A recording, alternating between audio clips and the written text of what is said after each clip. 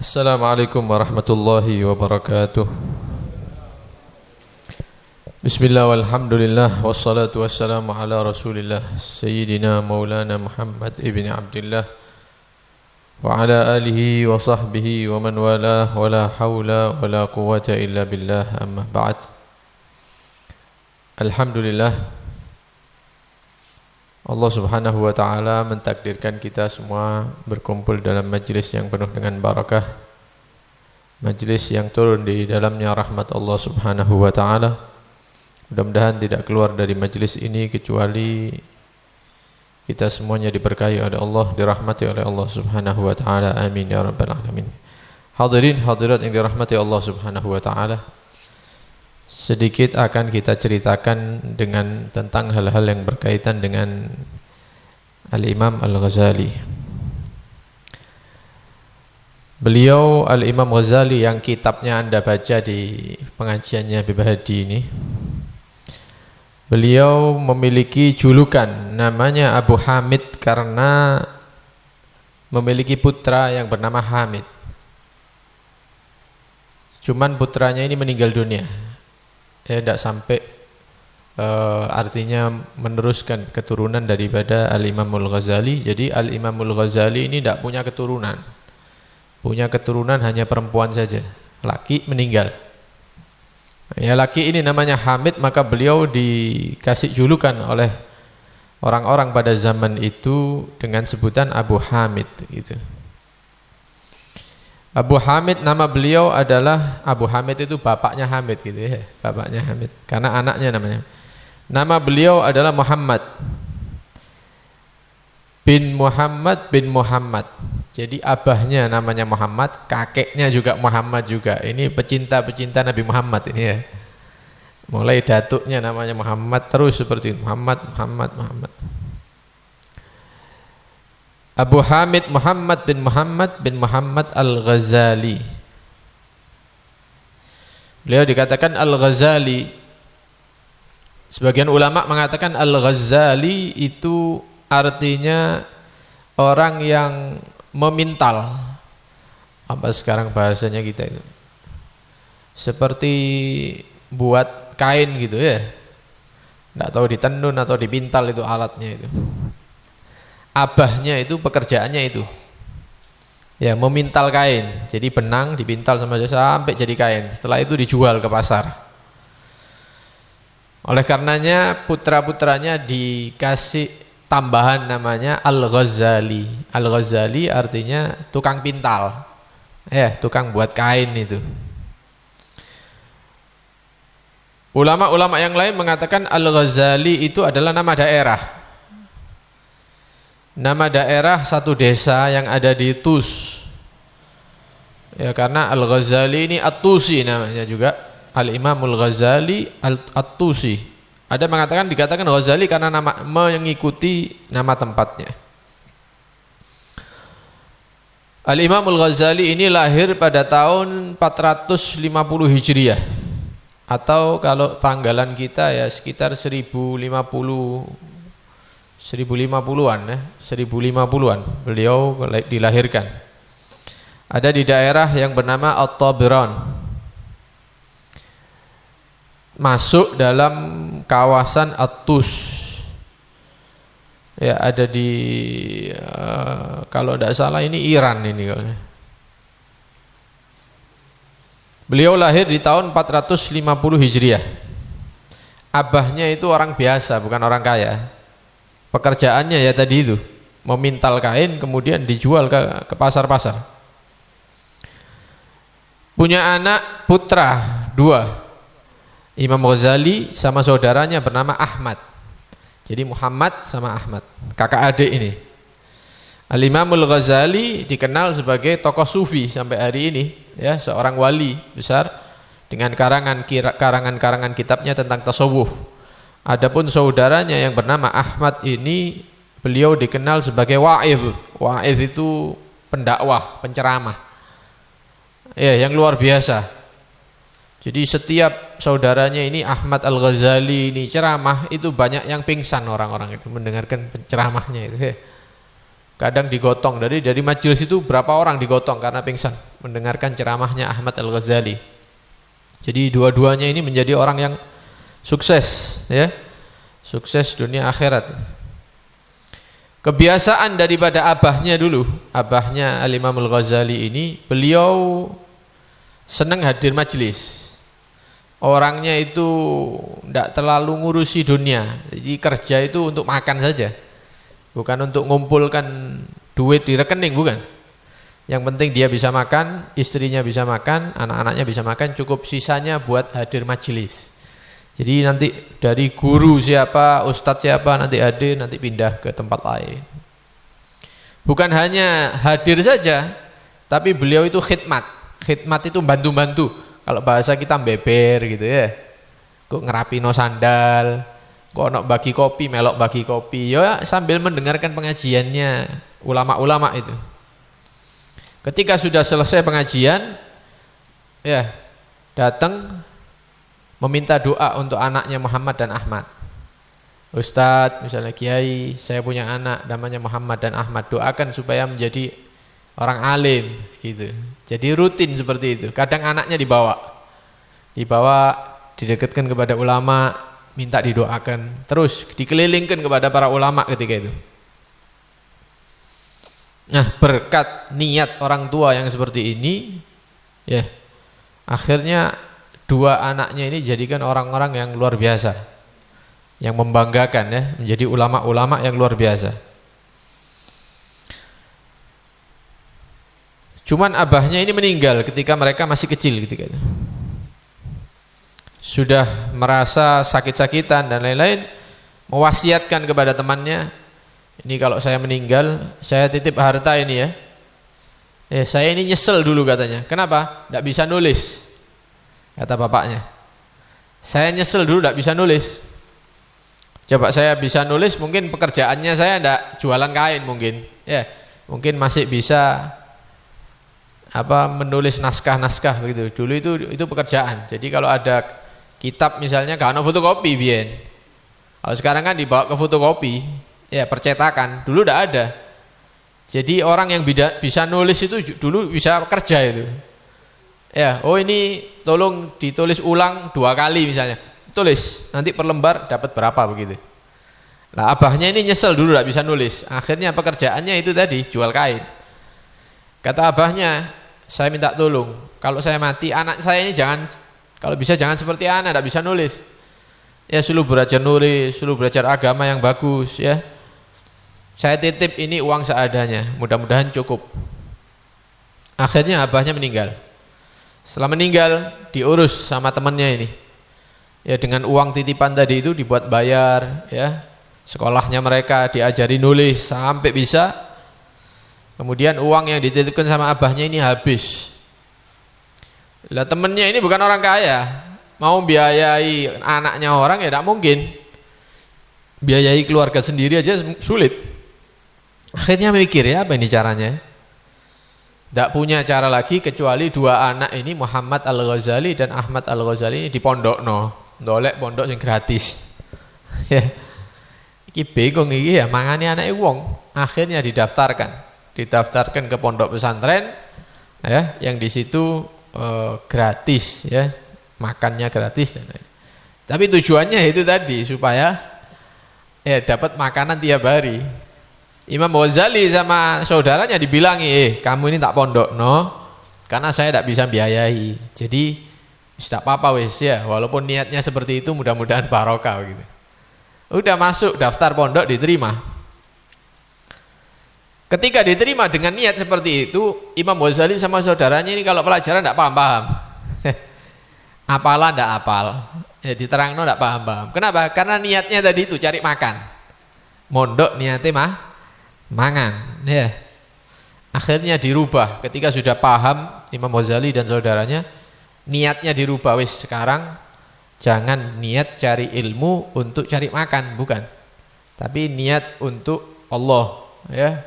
Untuk menyebarkan agamanya Nabi SAW. Baru setelah itu paham.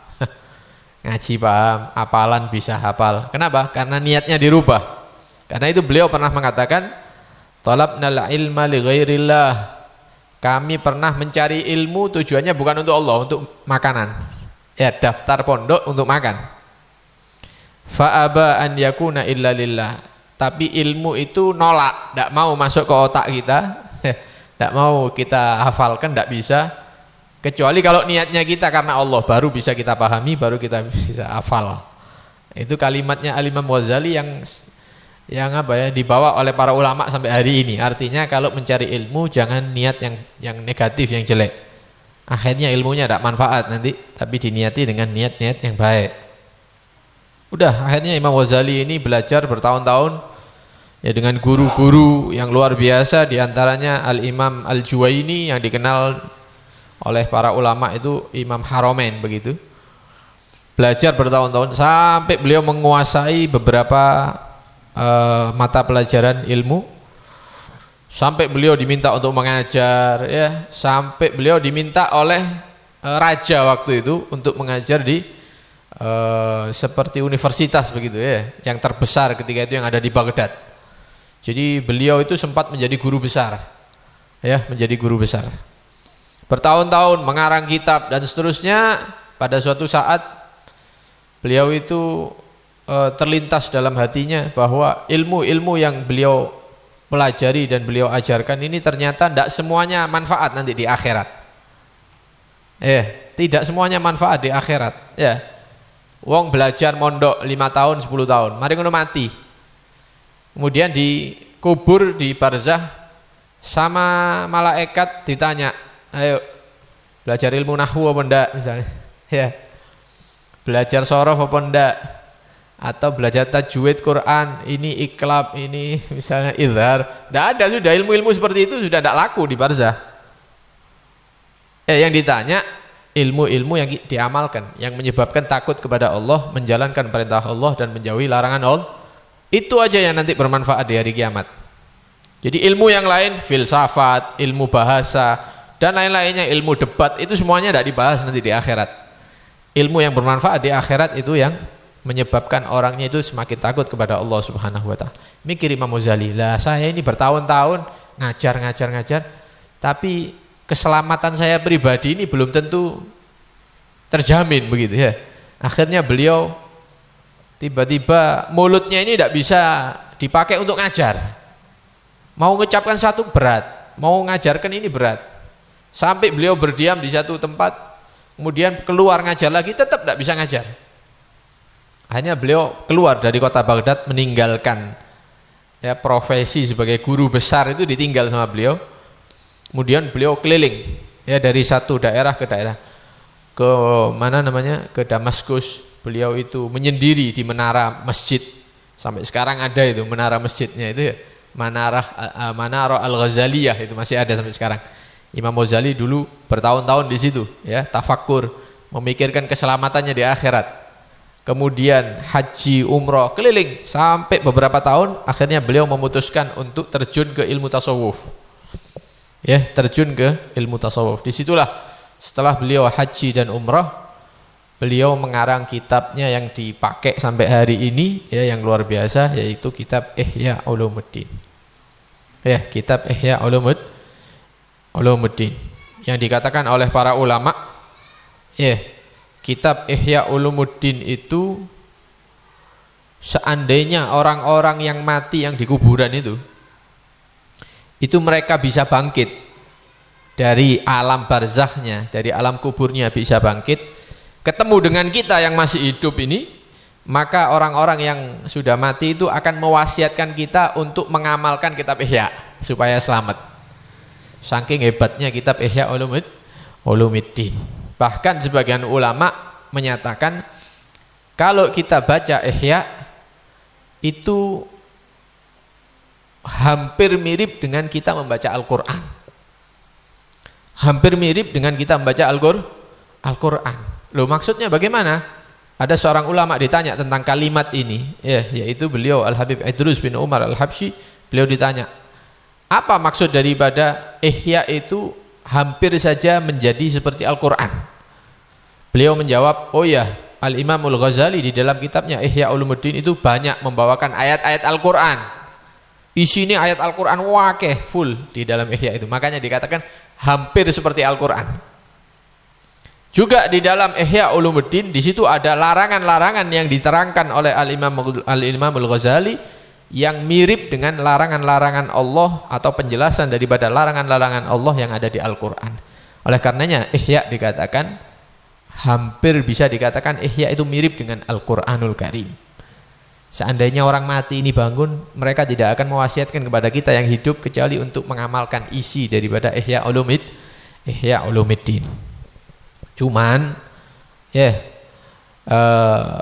memang untuk pemula-pemula biasanya diarahkan kepada Bidayatul Hidayah memang. Ya, Al-Habib Thahir bin Husain bin Thahir beliau mengatakan barang siapa yang ingin memulai perjalanan menuju Allah Subhanahu wa taala fa'alaihi bidayatil hidayah, maka hendaknya dia membaca Bidayatul Hidayah. Kalau sudah mempelajari dan mengamalkan Bidayatul Hidayah, pelajari kitab Al-Imam Al-Ghazali yang lainnya, ya, seperti Al-Arba'in, ya, kemudian Minhajul Abidin, kemudian karangan Al-Ghazali Ayyuhal Walad, misalnya, dipelajari itu. Pada puncaknya silakan pelajari Ihya Ulumuddin. Disitulah ada keselamatan dunia dan akhirat. Karena itu para ulama kita ini kebanyakan tidak lepas daripada kitab Ihya Ulumuddin. Ya semuanya kalau kita teliti dari para kiainya, para habaibnya, ya tidak lepas daripada pembacaan kitab Ihya Ulumuddin. Bahkan sebagian mereka menghatamkan Ihya itu. Setiap tahun ada hataman Ihya. Nanti diulang lagi baca dari juz 1 terus hatamannya diulang mana. Ya, kenapa? Karena sangat tingginya nilai daripada kitab Ihya Ulumuddin. Beliau Al-Imam Al-Ghazali ini meninggal pada tahun 505 Hijriah. Ketika itu beliau setelah melakukan salat subuh. Ya, di hari Senin meninggalnya persis seperti meninggalnya Nabi SAW, ya. Di hari Senin meninggal. Ketika itu setelah melakukan salat subuh, beliau wudu, ya, kemudian sholat subuh. Setelah sholat subuh beliau mengatakan, saya minta kafan, katanya. Saya minta kafan, katanya. Didatangkan kafan, diambil, diciumi itu kafan itu. Diciumi kafannya, kemudian ditempelkan kedua matanya, kain kafannya. Kemudian dia mengatakan sam'an wa ta'ah lid-dukhul 'alal malik. Ya, saya patuh dan taat karena hari ini saya diperintahkan untuk menghadap raja, artinya Allah Subhanahu wa taala. Berarti beliau ini sudah dikasih tahu dulu, ya. Memang para ulama itu kalau mau mati tahu, ya. Kalau kita langsung cabut, ya. Nah, mau keadaan apapun terserah sudah. Kalau para ulama itu tahu mereka kalau akan dicabut rohnya. Kemudian beliau menjulurkan kakinya, ya. Kemudian beliau tidur miring menghadap ke kiblat, meninggal. Ya, meninggal menghadap kiblat. Dan itu di waktu pagi, ya. Di waktu pagi beliau meninggal setelah subuh. Sebelum meninggal beliau sempat dimintai wasiat sama pecinta-pecintanya. Ya, wahai guru, wahai syekh, wahai imam. Ya, wasiati kami, katanya. Apa yang diwasiatkan? Beliau mengatakan alaika bil ikhlas, alaika bil ikhlas, alaika bil ikhlas. Terus itu sampai mati ngulang-ulang kalimat itu, alaika bil ikhlas. Ya. Ya, yang ikhlas, ya, jadi orang yang ikhlas. Jangan melakukan sesuatu itu karena orang. Ya, cari muka atau ingin dipuji sama manusia, jangan. Yang ikhlas. Hadir majelis yang ikhlas. Ojo gara-gara jajan nih. Atau gara-gara kopi ini enak misalnya. Ya, atau ono sego kuning misalnya. Ya, hadir majelis yang bukan aku hadir majelis cek diwara ahli majelis begitu, enggak, ya, melakukan segala sesuatu karena Allah Subhanahu wa taala. Jadi hidup singkat beliau itu enggak terlalu lama, tapi manfaatnya menyebar sampai hari ini. Manfaatnya menyebar sampai hari ini. Itu bagaimana pahalanya itu yang diterima oleh Al-Imam Al-Ghazali. Ya. Kitabnya dipelajari oleh orang-orang sampai saat ini. Bidayatul Hidayah sampean bojo itu pahalanya nyampe kepada beliau sampai hari ini. Ya, pahalanya belum lagi di negara-negara yang lain. Karena itu luar biasa ya para ulama ini. Mudah-mudahan kita mendapatkan keberkahan mereka insyaallah fid dunya wal akhirah. Amin ya rabbal alamin. Ada sedikit perkataan dari penyusun Ratibul Haddad, yang nyusun Ratibul Haddad, Al-Habib Abdullah bin Alwi Al-Haddad. Beliau pernah ngomong gini, ma ra'aitu mithla rajulaini, saya tidak pernah menyaksikan dua laki-laki seperti dua laki-laki ini. Ahaduhuma min ahlil batin wal akhar min ahlil zahir. Yang satu ilmu zahirnya luar biasa, karangan-karangannya luar biasa, dipakai sampai hari ini. Yang kedua, terkenal tentang ilmu batinnya, kewaliannya, keramatnya. Yaghbituhuma ahlul batin wa ahlul zahir, sehingga wali-wali yang lain menjadi iri, pengen jadi seperti dia. Ulama-ulama yang lain juga iri, kepingin jadi seperti ulama yang ahli zahir tadi itu, pertama tadi. Siapa yang dimaksud oleh Shahibur Ratib ini, penyusun Ratib ini? Keduanya laki-laki itu adalah Al-Imamul Ghazali, karena karangannya luar biasa. Yang kedua Sayyidina Asy-Syaikh Abdul Qadir Al-Jailani. Ini dua manusia ini membuat iri ulama-ulama dan para wali ini. Semuanya pengen jadi seperti mereka. Masya Allah. Dan alhamdulillah kita termasuk pecinta-pecintanya. Kita baca kitabnya mereka, Al-Imamul Ghazali. Juga alhamdulillah kadang-kadang bulanan ada majelis manakiban kadang manakib menceritakan tentang Syekh Abdul Qadir Al-Jailani. Mudah-mudahan dikumpulkan bersama mereka insyaallah. Ada ucapan para ulama yang mengatakan seperti ini. Al-farqu baina ulama'id dunya wal akhirah mahabbatul Ghazali. Faman ahabbahu fahuwa min ulama'il akhirah. Faman abghadahu fahuwa min ulama'id dunya. Cara membedakan mana ulama akhirat sama ulama dunia. Ulama dunia itu yang tujuannya fulus, duit, nek diundang wong fakir ndak gelem. Nek sing ngundang pejabat teko, misalnya. Tonggoe ndak gelem. Apa ae ndak kipas angin, ndak kelas. Kalau AC teko misalnya. Atau tujuannya ingin terangkat kedudukannya. Di antara manusia ini dia pengen dihormati dan seterusnya, atau pengen dikasih jabatan misalnya, biar jadi ketua organisasi atau biar jadi ketua MUI misalnya. Kalau dia dipilih tidak apa-apa, tapi kalau mengajukan diri kepingin dihormati, ini berarti tujuannya untuk jabatan, berarti kedudukan. Ini ulama dunia ini. Ulama akhirah lari dari perkara-perkara itu, duit tidak gelem. Pejabat datang bawa uang ditolak. Sampean gawe balik duit wis, aku ndak butuh duit. Apa duit? Kalaupun dipaksa dibagi. Sing teko iki teko orang bolong terus langsung duit sak bagi. Sampai entek. Dia ndak nerima apa-apa. Ini ulama akhirah ini. Ditawari jadi ketua-ketua, ndak gelem. Lopo dadi ketua, kok pertanggungjawabannya berat di sisi Allah ndak gampang ketua-ketua itu. Ojo ketua organisasi, RT ndak gelem. Misalnya tidak usah ketua-ketuaan, ini urusan keluarga ini masih belum tahu nanti tanggung jawab istri, tanggung jawab anak dan lain-lain, murid-muridnya. Lari daripada dunia. Bagaimana cara membedakan ulama akhirah dan ulama dunia ini? Lihat, cinta sama Imam Ghazali apa enggak? Wis iku tok. Kalau dia cinta dengan Imam Ghazali, cinta dengan karangan-karangan Al-Ghazali, maka dia ulama akhirah itu. Tanda ulama akhirah. Tapi kalau dia Imam Ghazali itu berlebihan. Imam Ghazali itu begini, lo jelek-jelekkan Imam Ghazali, ini ulama dunia. Ketika kita bawa kalamnya Imam Ghazali dalam Ihya, ini loh, di dalam kitab Ihya mengatakan seperti ini. Siapa yang ngarang Ihya itu? Imam Ghazali. Apa itu? Tidak dianggap. Nah, ini ulama dunia ini berarti. Ketika dibawa tentang hal-hal yang dikarang oleh Al-Imam Ghazali, dia tidak setuju, menolak, ini berarti benci sama Ghazali, maka dia adalah ulama dunia. Jadi cara membedakan mana ulama dunia dan ulama akhirah, cinta sama Imam Ghazali, mengikuti karangannya Ghazali apa enggak dia. Bahkan seorang tokoh sufi yaitu Abul Hasan Asy-Syadzili, beliau pernah mengatakan kepada pengikut-pengikutnya, Man kanat lahu ilallahi hajah, siapa yang punya hajat, ya, pengen dibayar utangi, kepingin duwe anak maneh misalnya, kepingin ini, kepingin itu, punya hajat semua, fal yatawassal bil Imamil Ghazali radhiyallahu an. Tawasulo sampai nang Imam Ghazali, insyaallah hajahnya dikasih sama Allah Subhanahu wa taala.